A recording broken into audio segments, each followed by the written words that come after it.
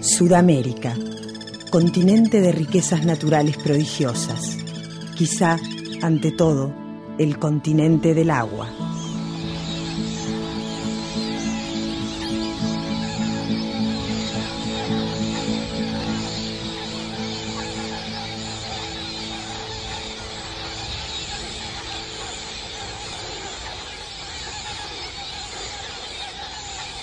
Agua que fluye por sus gigantescas cuencas, se esconde en sus acuíferos y se almacena y purifica en la vastedad de sus humedales, que siguen los ríos hasta su lejano destino en los océanos.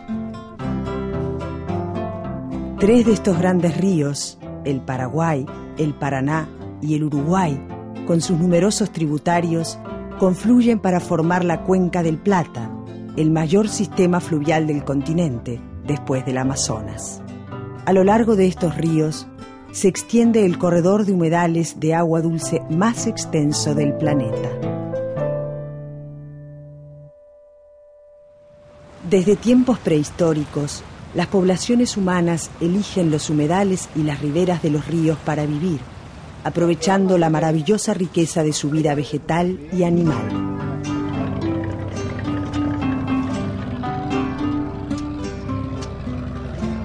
Actualmente, esta cuenca tiene una población de 100 millones de personas. Del cuidadoso manejo de estos sistemas húmedos depende su futuro bienestar.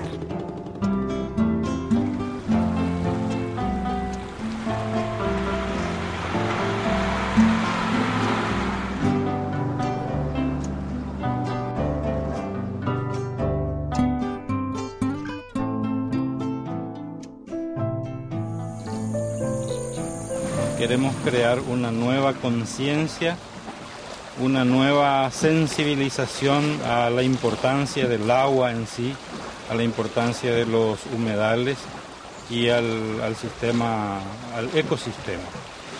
O sea, el ambiente es un tema muy importante que forma parte muy interesante hoy día. Es un concepto muy vanguardista inclusive, que tenemos que darle importancia porque quizá en algún momento, ojalá no, pero las causas de las guerras sean las aguas o el agua, ¿verdad? Ojalá que no, pero es cuestión de sensibilizar, crear la cultura de los humedales, que sepamos valorar lo que tenemos, porque esto es parte componente de una riqueza incalculable, o mejor, no tiene valor.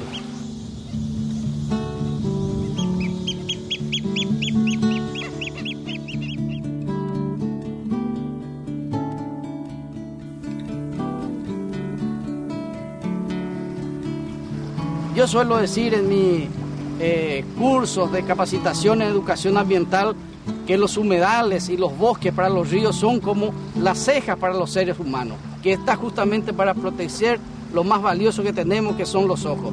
¿Qué serían los ojos sin nuestras cejas? ¿Y qué serían los ríos sin los humedales, sin los bosques que también los protegen?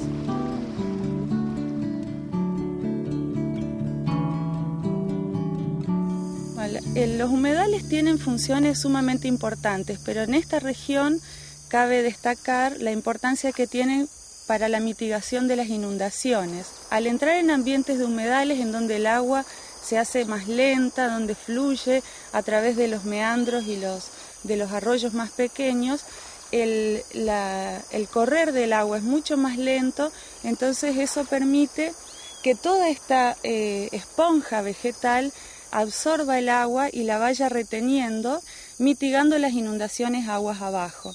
Y esto permite la recarga de acuíferos, que es una fuente fundamental de agua dulce. Y ese flujo permanente de agua en contacto con los vegetales va produciendo su purificación a lo largo de todo el recorrido. Un sistema maravilloso que solamente la naturaleza puede hacer y que los seres humanos tenemos que aprender a respetar. Y actualmente entonces a veces el peligro es que estos humedales también, en esta situación natural, mucha gente lo ve como poco productivo. Sin embargo, si vemos la cantidad de peces que diariamente está produciendo, ¿qué cosa más productiva que esa? Los humedales, como también en todas partes del mundo, son enormes criaderos naturales de peces. Los peces adultos que normalmente están en los cursos principales de los ríos, entran a través de los pequeños arroyos y esos meandros a las aguas menos profundas, a lugares más tranquilos donde desovan, y esto permite que al tener la ausencia de los grandes carnívoros se pueden desarrollar los pequeños peces. Existen peces que no son del río, que son solamente de humedales, como el pez conocido como el tareí, que es un carnívoro que vive exclusivamente en los humedales, y la gente está acostumbrada a pescar con caña de pescar largo. Entonces es otra forma también de relación de todos los pescadores, no solamente con el cauce propiamente del río, sino también con los humedales. Normalmente viven en estas costas a lo largo del río Paraguay, desde el Pantanal hasta la desembocadura con el Paraná en la zona del Ñembucú, miles de familias pescadoras que están viviendo a expensas del río y mantienen una estrecha relación con el río sin producir grandes daños ambientales, porque la pesca es más bien de subsistencia, sobrevivencia. En esta zona se encontraron los restos arqueológicos más antiguos que van hasta 4.000 años de antigüedad, pero son pre-guaraníticos, que la cultura guaraní en esta zona tiene alrededor de 1.500 años aproximadamente de existencia, pero antes existieron otros habitantes que ya ocuparon toda esta zona. Justamente la naturaleza era tan pródiga en estos sitios que todo el año había de todo.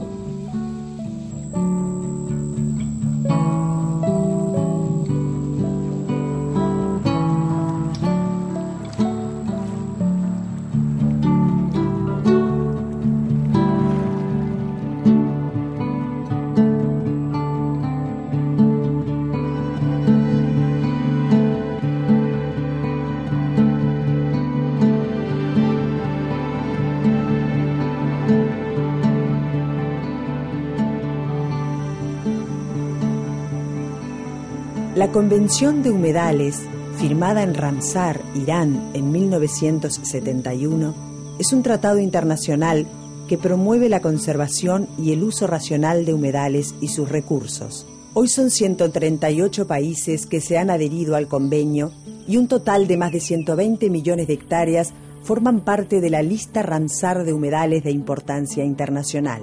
En los 3 países de esta historia hay 19 sitios Ramsar ya creados y 2 nuevas áreas que esperan para ser designadas.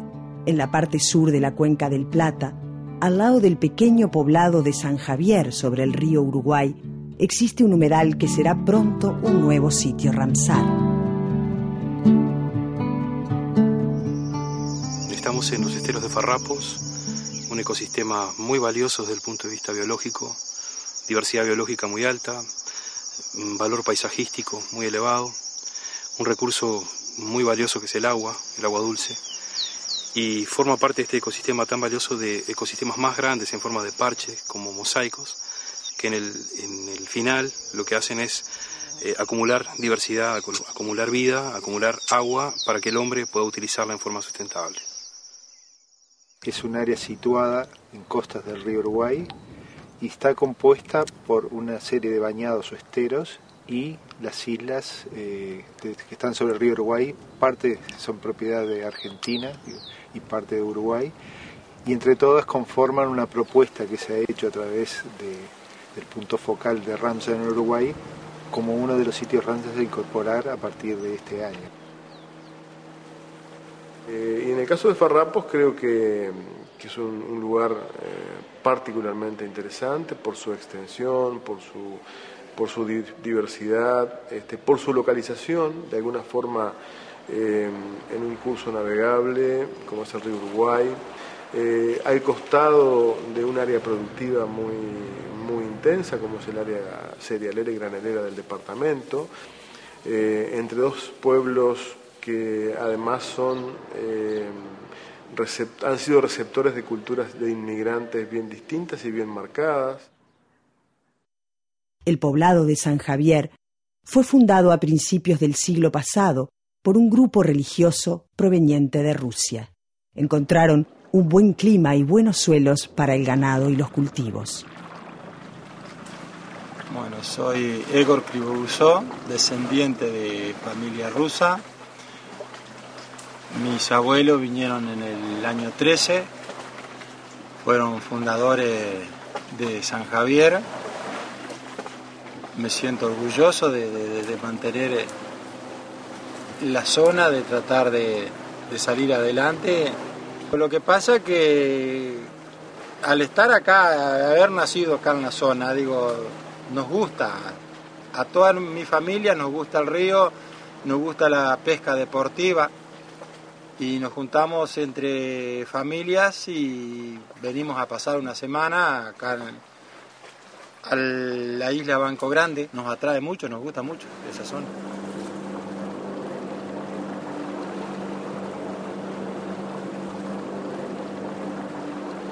Tratamos de venir en lo posible una vez al mes y estamos en la etapa de identificar gente relevante, comprometida, con ganas de participar a nivel comunidad para ponerle un contenido a ese plan de manejo, de qué manera va a funcionar esta comunidad, la ciudad de San Javier, por el hecho de estar inserta dentro de un área protegida. Bueno, y a eso apuntamos, con un proyecto determinado para hacer esa localización de no contaminación. Por eso crear sí o sí una ONG ambientalista. Los esteros de Farrapos son el próximo sitio Ramsar de Uruguay. Creo que es muy importante, un paso muy importante que está dando Uruguay al reconocer otro sitio de valor, además de Bañados del Este. Y además, desde el punto de vista del manejo, implica tomar en cuenta una serie de medidas cuanto antes, por ejemplo, para manejar ecosistemas naturales, pero que han sido modificados por el hombre. La presencia de plantas exóticas como podemos ver la gledicia, o madreselvas u otras especies que abundan en la zona, que tienen la capacidad de reproducirse y dispersarse en forma muy eficiente, pero que en realidad compiten con la vegetación nativa.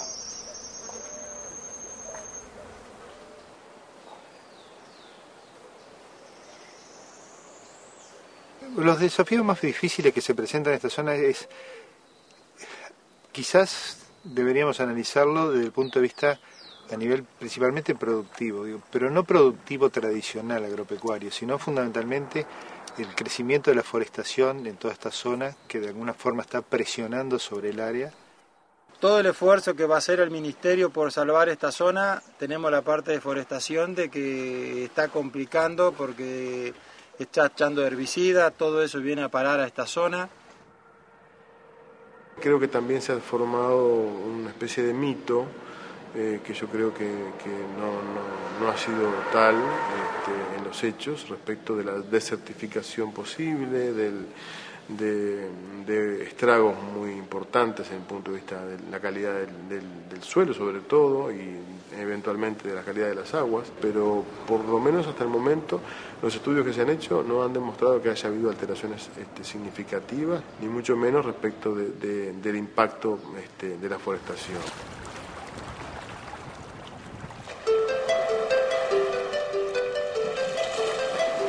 A 1500 kilómetros al norte de Farrapos, en el Chaco central de Paraguay, existe desde 2003 un sitio Ramsar muy particular. El Chaco central es parte del Gran Chaco, región de 1 millón de kilómetros cuadrados que incluye áreas de Bolivia y se extiende hasta Santa Fe, en la Argentina. En épocas remotas, un inmenso mar interior de poca profundidad depositó una capa de sal que ahora, en el Chaco central, aflora en el riacho Yacaré Sur. Allí se extiende una cadena de lagunas, algunas saladas, otras salobres, pocas dulces, que son una curiosidad de la naturaleza. La más grande fue recientemente designada Sitio Ramsar.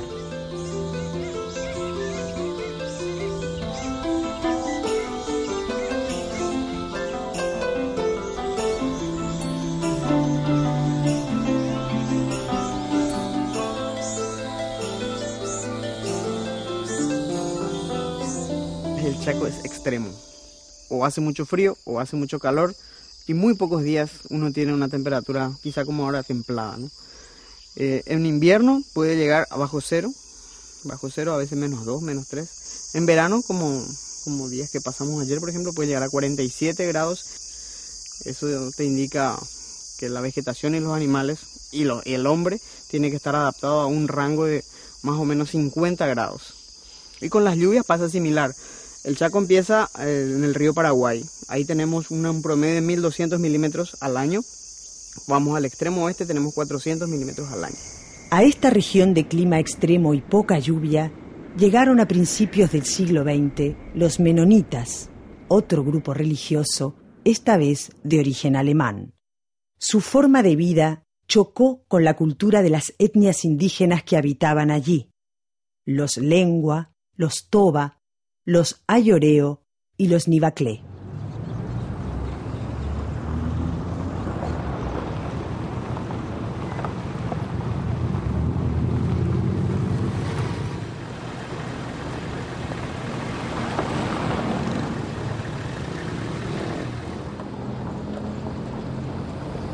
Yo nací aquí, crecí aquí en la colonia y me acuerdo, por ejemplo, hace unos 30 años la preocupación no fue todavía, más bien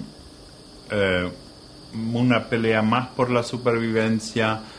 Nadie se preocupaba todavía que de repente iba a haber desmontes demasiado grandes ni nada, porque no había esas posibilidades. En el Chaco central se han devastado la vegetación brutalmente, ¿verdad? Quedan estas franjas quizá no de mucha ayuda para el clima, ¿verdad? Se afectó bastante el clima en esta zona. El hombre ha sacado los bosques muchas veces anteriormente hasta bien cerca del cuerpo de agua. Sin embargo, se ha dado cuenta que un manejo de esa forma fue contrario a las metas, porque se salinizó el agua.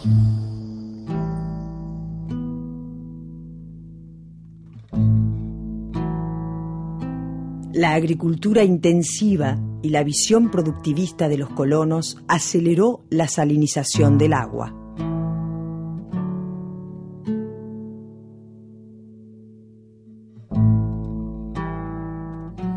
Nosotros hemos hecho relevamiento de datos, estudios de partes naturales todavía donde existen, de todo ese...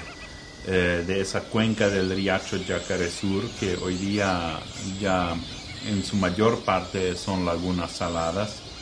En los años 40 y 50 la mayor parte era de aguas dulces todavía, y hasta en los años 70 y 80. Los más perjudicados por la falta de agua dulce son los indígenas. En una aldea cercana, el administrador nos habla del tajamar, única fuente de agua dulce para su familia.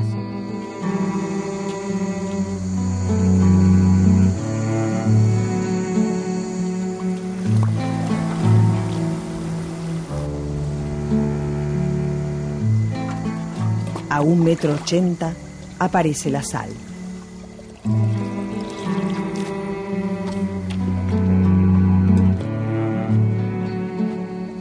En épocas de sequía, el tajamar se seca y hay que buscar agua a grandes distancias.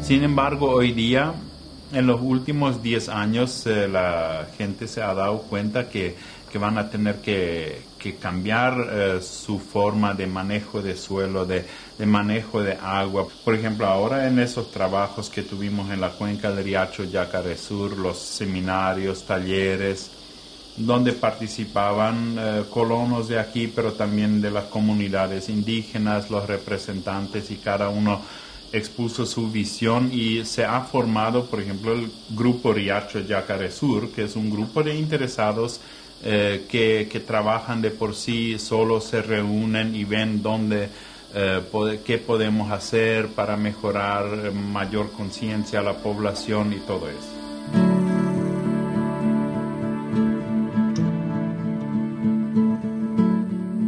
En el Bajo Paraguay se encuentra el Ñembucú, una enorme región de humedales donde existe solo un pequeño sitio Ramsar, el lago Ipoá.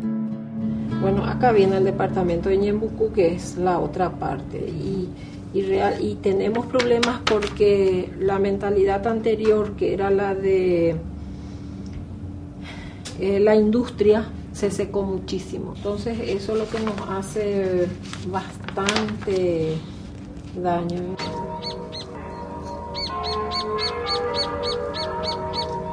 Felizmente, el equipo de la Universidad de Pilar está comprometido con la promoción de un estilo de actividades productivas compatibles con la conservación. Acá la ganadería es una actividad que puede ser compatible con los humedales. En el Paraguay, específicamente en Ñembucú, se da una ganadería extensiva, propicia para administrar dos situaciones, es decir, un ambiente natural, pero que a la vez sea productivo para el propietario, ¿verdad? El interés que tiene el propietario es el de la ley de los máximos y de los mínimos, ¿verdad? Es decir, el máximo beneficio con el mínimo de esfuerzo. Pero cuando empiezan a operativizarse capitales, generalmente ya con más tecnología, con más criterios de productivista, entonces evidentemente se van a empezar a hacer obras de infraestructura mucho más agresivas, ¿verdad? Entonces esa gente también tiene que ser reeducada. Como nuestro rector en su momento nos había dicho, hay veces que el proceso tiene que ser un proceso para que desaprendan y luego vuelvan a aprender.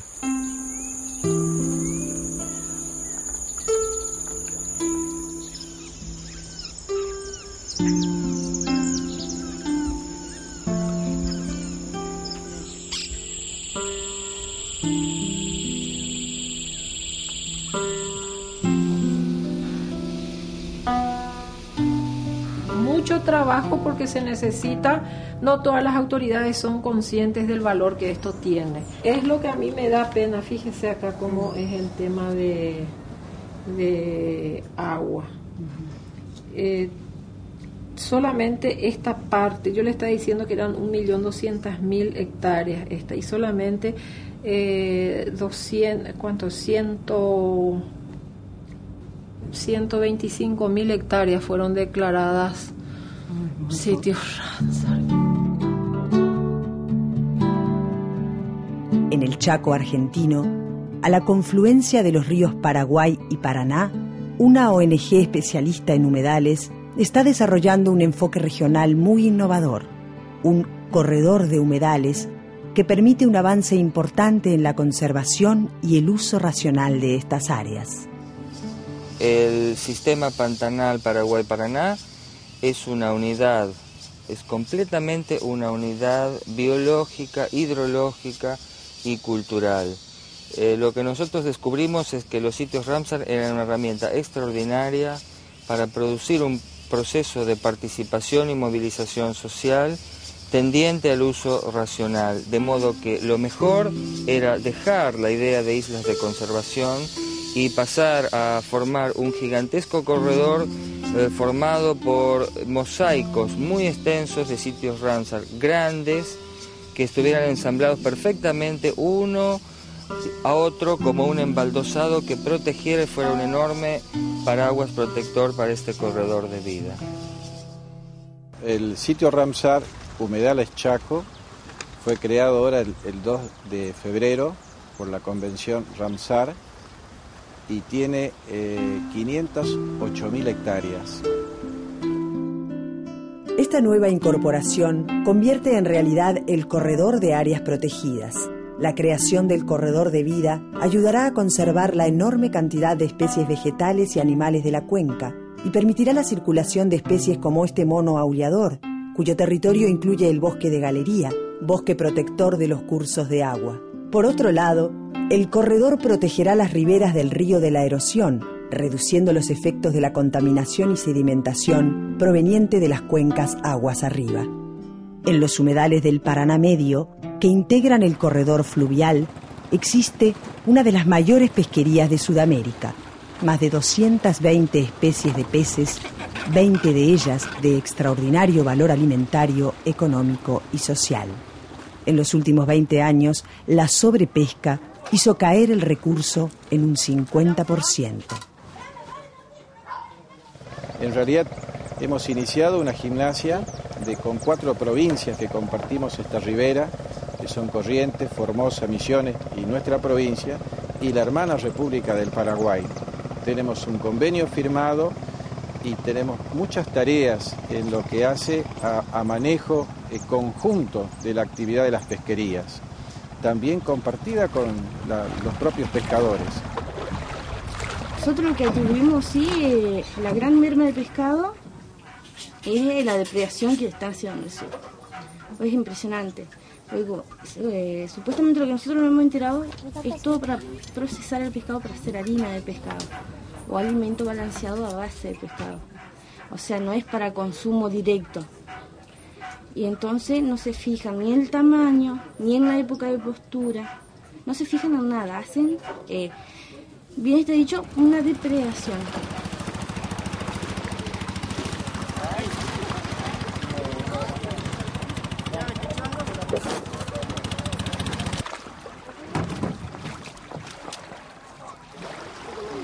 Nosotros le decimos a los gobiernos, nosotros no queremos golpearle la puerta por una taza de hierro o una taza de azúcar. Nosotros peleamos por la fuente de trabajo, nosotros queremos ganarnos dignamente el pan de cada día. Y nosotros vemos qué es lo que ocurre. Por eso es que peleamos en defensa de este recurso. ¿Por qué? Porque nosotros vemos que si realmente quedamos sin esta fuente de trabajo, y miles de familias van allá en esos barrios periféricos, y miles de chicos que hoy tienen todavía la cultura del trabajo se van a volver delincuentes, porque estamos viendo día a día.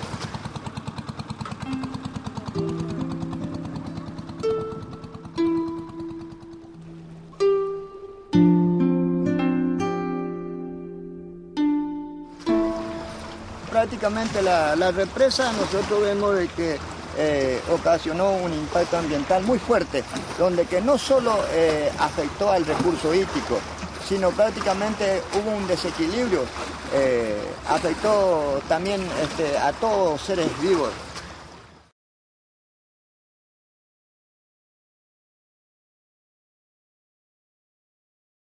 Otra de las grandes ventajas de Paraguay es tener un río que no ha sido represado. A diferencia del Paraná, que tiene unos, creo que 50 represas, el río Paraguay no ha sido represado. Eso es un beneficio, ese torrente sigue vivo, las migraciones de los peces, porque es un fenómeno natural en esta región, la migración muy extensa de los peces comerciales y de todo tipo, sigue como siempre fue. Entonces, ese torrente sanguíneo que es el río Paraguay, que nos atraviesa un centro para la migración de aves, es una ruta migratoria. Así que Paraguay en ese sentido tiene en un pequeño espacio mucho que ofrecer desde el punto de vista de biodiversidad.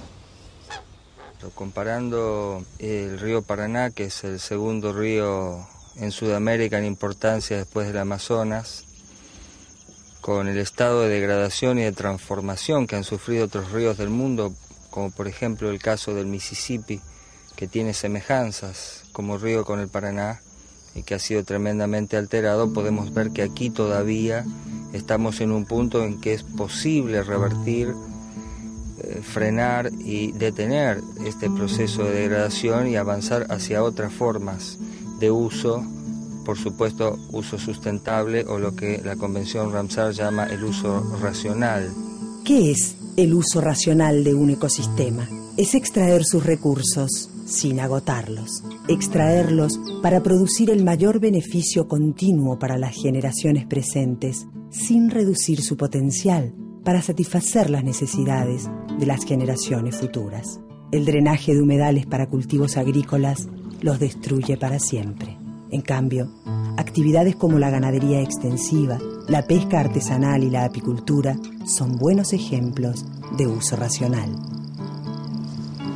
Nosotros pensamos que si esta ocupación de este enorme planicie de inundación que da lugar a esta formación única en el mundo de humedales fluviales, desde el río Paraguay hasta el Paraná medio inferior, Delta y Río de la Plata, si esta enorme planicie no es ocupada mediante actividades de uso racional, inexorablemente será ocupada y degradada por otro tipo de actividades que van a terminar con la biodiversidad, van a terminar con la rica complejidad y por supuesto van a evitar que podamos usar esto mediante un tipo de proyectos y de enfoque que va a estar posibilitando que los beneficios terminen en manos de la gente.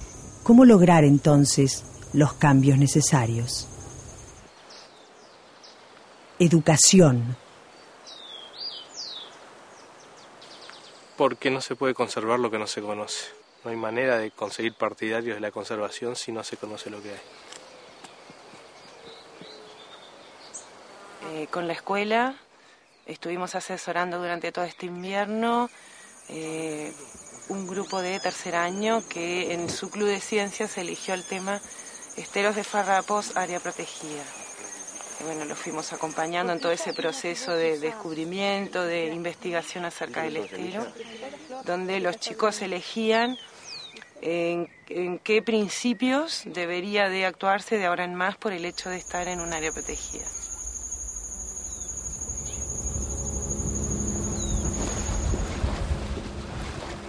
Las autoridades quizá deben someterse a una especie de capacitación por parte nuestra, sensibilización y sobre todo abrirle el abanico de riesgos y advertirles que si ellos no toman cierta acción o no implementan una operatividad especial desde el punto de vista de las instituciones en donde están, quizá los pobladores tampoco no van a sumarse a saber cuidar sus humedales, porque, como decía, los pobladores, los usuarios de estos humedales, quizá conocen muy poco del riesgo a que están siendo sometidos. El hombre está ejerciendo una fuerte presión sobre eso. Y lo que pude aprender de todo lo que estuve haciendo hasta ahora es de que la agresión de que le estamos dando a este tipo de ambiente generalmente es irreversible. Medios de comunicación. Los medios de comunicación y la difusión de conocimientos de nuestro mundo actual es muy importante porque la gente a través de sus transmisores de radio, de su televisor, están al día, saben en forma mínima, pero saben de que esto hay que cuidar. Uso racional. Nuestra idea es que se pueda crear una bolsa de plata que sería coordinar las iniciativas de productores que hacen comercio sustentable de productos en base a recursos de humedales, la puesta en valor de los mismos y el comercio de estos a nivel regional, nacional e internacional, tomando el ejemplo de la Bolsa Amazonia, que es una iniciativa hoy que es cada día más conocida en el mundo a raíz de que ha dado trabajo a más de 18.000 personas en los países del Pacto Amazónico. Turismo inteligente.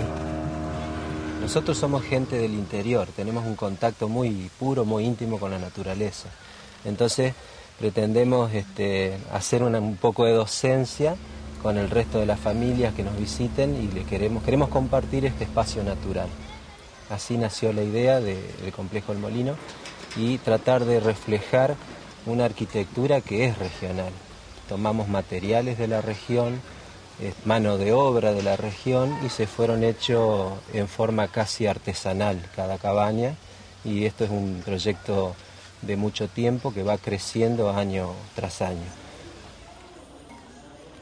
Participación y más participación.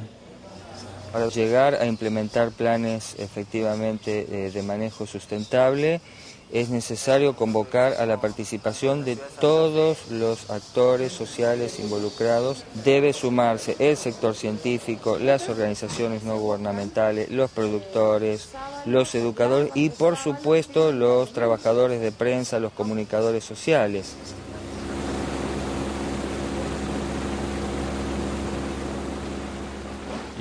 Hay cambio de conciencia, pero tenemos que acelerar, porque, como decía, los riesgos pueden ser muy acelerados y los mecanismos de cambio que nosotros estemos implementando quizás sean muy lentos, pero hay que acelerarlos.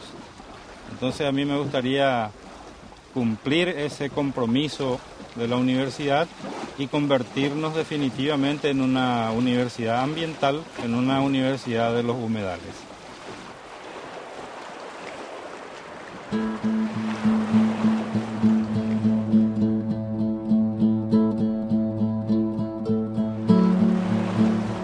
En el idioma guaraní, desarrollo significa akara pu'a.